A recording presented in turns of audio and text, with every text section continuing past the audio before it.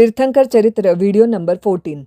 हम जहाँ पे तीर्थंकर चरित्र इस किताब में श्री आदिनाथ चरित्र सर्वप्रथम पढ़ रहे हैं, वहाँ पे हमने पिछले वीडियो में देखा भरत चक्रवर्ती द्वारा भगवान की महिमा सुनने और उनकी अनासक्ति देखकर माता मरुदेवी को आत्म साक्षात्कार हुआ और उसी क्षण हाथी पर बैठे बैठे ही उन्हें केवल ज्ञान प्राप्त हुआ और वो मोक्ष में चली गई। इससे पता चलता है कि भाव शुद्धि ही मोक्ष प्राप्ति में सहायक है। चीर प्रव्रज्य और साधना के बिना भी उन्होंने सिद्धि प्राप्त कर ली। गृहस्थ स्त्रीलिंग में मरुदेवी माता सिद्ध हुए, मरुदेवी माता अतीर्थ सिद्ध हुए।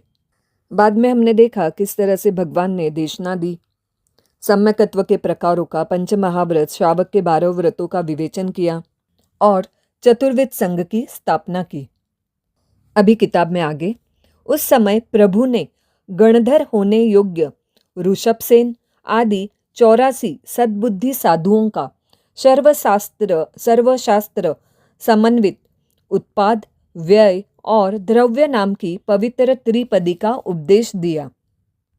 यहाँ पे दिया है प्रभु ने त्रिपदी का उपदेश दिया। किसको? तो गणधर होने योग्य जो साधु थे उनको। तो त्रिपदी यानी क्या? यहाँ पे दिया है उत्पाद, व्यय और द्रव्य। तो उत्पाद यानी क्या? शॉर्ट में हम देखते हैं त्रिपदी का मतलब, उसमें उत्पाद यानी किसी पदार्थ की एक नई अवस्था का उत्पन्न होना या नए रूप का ग्रहण करना, जैसे सोने को पिघलाकर अंगूठी बनाना। तो ये हुआ उत्पाद, किसी पदार्थ की नई अवस्था का उत्पन्न होता। त्रिपदी में दूसरा है व्यय। तो व्यय का मतलब होता है उस पदार्थ का पुराना रूप या अवस्था लुप्त हो जाना, जैसे अंगूठी का पिघलाकर फिर से सोना बन जाना, यह हुआ व्यय। और तीसरा यहाँ पे दिया है द्रव्य या ध्रुव। इन सभी परिवर्तनों के बावजूद पदार्थ का मूल गुण है स्थिर और अपरिवर्तित रहना। जैसे सोना हमेशा क्या रहता है? सोना ही रहता है। यह जो त्रिपदी है, यह जैन दर्शन के मूल सिद्धांत अनेकांतवाद और स्याद्वाद को समझने की कुंजी है, जो बताता है कि कोई भी वस्तु एक ही समय में स्थायी और परिवर्तनशील दोनों है। यह आत्मा के जन्म मरण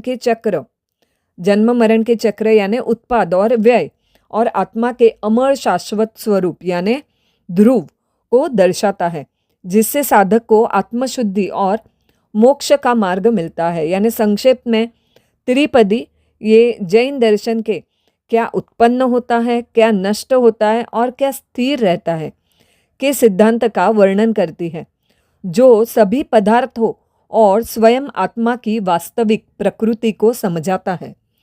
तो यहाँ पे किताब में दिया है, उस समय प्रभु ने गणधर होने योग्य ऋषभसेन आदि, जो हमने पिछले वीडियो में देखा था कि भरत राजा के पुत्र ऋषभसेन, उन्होंने भी दीक्षा ली थी, और किन किन ने दीक्षा ली थी ये हमने पिछले वीडियो में देखा था। तो यहाँ पे प्रभु ने गणधर होने योग्य ऋषभसेन आदि 84 सद्बुद्धि साधुओं का सर्वशास्त्र समन्वित उत्पाद, व्यय और द्रव्य नाम की पवित्र त्रिपदी का उपदेश दिया। उस त्रिपदी के अनुसार उन्होंने यानी साधुओं ने 14 पूर्व और 12 रची। फिर इंद्र दिव्य चूर्ण का यानी वासक्षेप का एक थाल भरकर प्रभु के पास खड़ा रहा। प्रभु ने खड़े होकर गणधरों पर क्रमशः चूर्ण क्षेप किया, डाला और सूत्र से, अर्थ से, सूत्रार्थ से, द्रव्य से, गुण से, पर्याय से और नय से उन्हें अनुयोग अनुज्ञा की यानी उपदेश देने की आज्ञा दी तथा गण की अनुज्ञा भी दी। तत्पश्चात देवताओं, मनुष्यों और उनकी स्त्रियों ने दुंदुभि की ध्वनि पूर्वक उन पर चारों तरफ से वासक्षेप किया।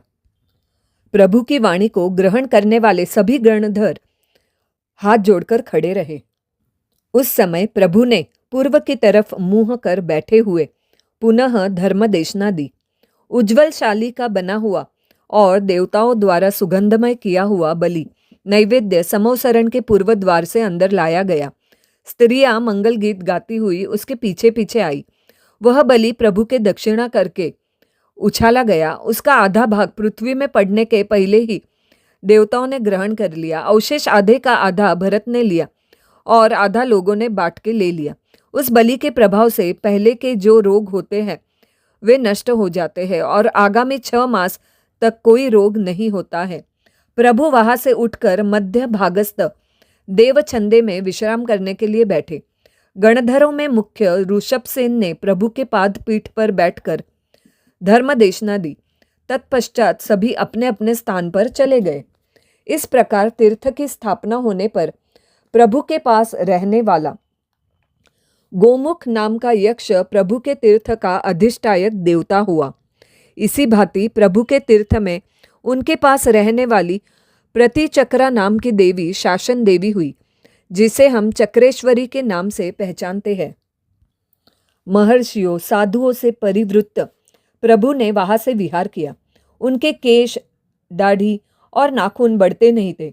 प्रभु जहाँ जाते थे वहाँ वैर, मरी, इति, अवृष्टि, दुर्भिक्ष, अतिवृष्टि और स्वचक्र और परचक्र से होने वाला भय, ये उपद्रव नहीं होते थे। ये हमने अतिशयों में भी देखा है इसका वर्णन।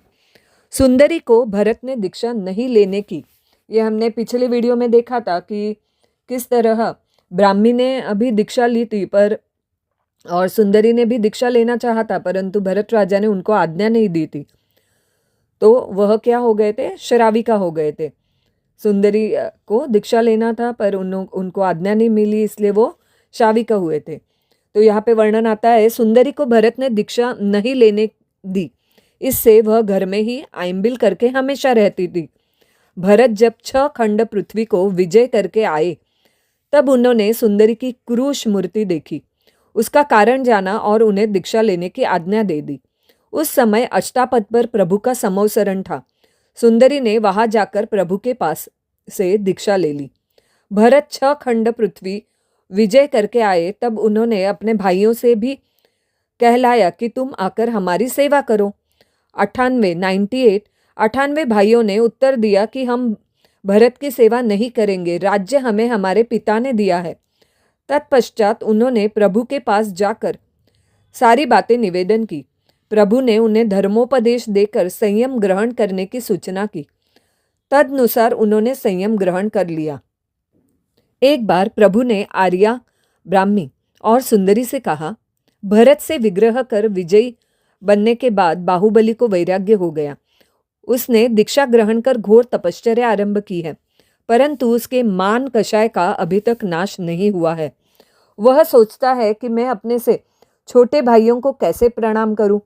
जब तक यह भाव रहेगा उसे केवल ज्ञान नहीं होगा। अतः तुम जाकर उसे उपदेश दो, यह समय है, वह तुम्हारा उपदेश मान लेगा। ब्राह्मी और सुंदरी ने ऐसा ही किया। बाहुबली को केवल ज्ञान हो गया। अभी आगे वर्णन आता है, परिव्राजक मत की उत्पत्ति। एक बार उष्ण ऋतु में भरत के पुत्र मरीचि मुनि घबरा कर विचार करने लगे कि इस दुस्सह संयम भार से छूटने के लिए क्या प्रयत्न करना चाहिए। अगर पुनः गृहस्थ होता हूँ तो कुल की मर्यादा जाती है और चारित्र तो पाला नहीं जाता है। ये कौन सोचते हैं? तो भरत के पुत्र मरीचि, जिन्होंने हमने देखा था पिछले वीडियो में कि उन्होंने भी दीक्षा ले ली थी। तो यहाँ पे वो क्या सोचते हैं कि इस दुस्सह संयम भार से छूटने के लिए क्या प्रयत्न करूँ, मेरे से तो चारित्र पाला नहीं जाता है, पर अगर मैं पुनः गृहस्थ हो जाता हूँ तो कुल की मर्यादा जाती है। सोचते सोचते उन्हें एक उपाय सूझा। उन्होंने श्वेत के बजाय कषाय यानी लाल रंग के वस्त्र धारण किए। धूप वर्षा से बचने के लिए वे छत्ता रखने लगे। शरीर पर चंदन आदि का लेप करने लगे। स्थूल हिंसा का ही त्याग रखा। जोड़े पहनने लगे और नदी आदि का जल पीने लगे और हमेशा कच्चे जल से स्नान करने लगे। इतना करने पर भी वे विहार प्रभु के साथ ही करते थे और जो कोई उनसे उपदेश सुनने आता था तो उसे शुद्ध धर्म का ही उपदेश देते थे। ऐसे नहीं था कि वो उन्हें अपने वो जो पालन करते हैं वो बताते थे, पर जो भी उपदेश सुनने आता था उसे शुद्ध धर्म का ही उपदेश देते थे। अगर कोई उनसे पूछता था कि तुम फिर ऐसा आचरण क्यों करते हो, तो उसे वे कहते थे कि मेरे में इतनी शक्ति नहीं है। कौन कहते थे? मरीचि मुनि। मरीचि मुनि ये कौन थे? तो राजा भरत के पुत्र। एक बार वे रुग्ण हुए। साधुओं ने व्रत त्यागी समझकर उनकी सेवा नहीं की। इससे उनको विशेष कष्ट हुआ और उन्होंने अपने समान कुछ को बनाने का विचार किया। ये जब अच्छे होकर यानी मरीचि मुनि जब अच्छे होकर एक बार प्रभु की देशना में बैठे हुए थे, तब कपिल नामक राजकुमार देशना सुनने आया। भगवान का प्रतिपादित धर्म उसे बहुत कठोर जान पड़ा। उसने इधर देखा, विचित्र वेश वाले मरीचि उसके नजर आए। उसने उनके पास आकर उन्हें धर्मोपदेश देने के लिए कहा। अपना सहायक करने के लिए उन्होंने अपने योग्य जानकर कपिल को अपना शिष्य बनाया। तभी से यह परिव्राजकमत प्रचलित हुआ। अभी इसके आगे का अगली वीडियो में अभी सिर्फ आदिनाथ चरित्र के एक दो और उससे थोड़ा ज़्यादा 2.5 पन्ने जितना ही बचा है, सिर्फ 2.5 पेज जितना ही बचा है आदिनाथ चरित्र का। उसके बाद पहले श्री आदिनाथ भगवान का होने के बाद श्री अजितनाथ, अपने दूसरे तीर्थंकर प्रभु श्री अजितनाथ चरित्र चालू होगा। तो यहाँ पे जो भी श्रोतागण तीर्थंकर चरित्र सुन रहे हैं, उनको एक विनंती करूँगी कि आप जो भी अभी तक आपको अगर आपके पहचान के हो और अगर ये नहीं सुना है तो उनको ज़रूर आदिनाथ परमात्मा का चरित्र सुनने के लिए आप वीडियो फॉरवर्ड कीजिए। अगर कोई किताब पढ़ सकता है तो अच्छी बात है, पर अगर नहीं पढ़ता हो तो ज़रूर उनको ये वीडियो फॉरवर्ड कीजिए, यानी वो भी इतने अच्छे श्री तीर्थंकर चरित्र से वंचित ना रहेंगे और जीवन में एक बार तो भी हम ये श्री तीर्थंकर चरित्र सुन सकेंगे। धन्यवाद। अविधि आशात्ना मिच्छामि दुक्कडम।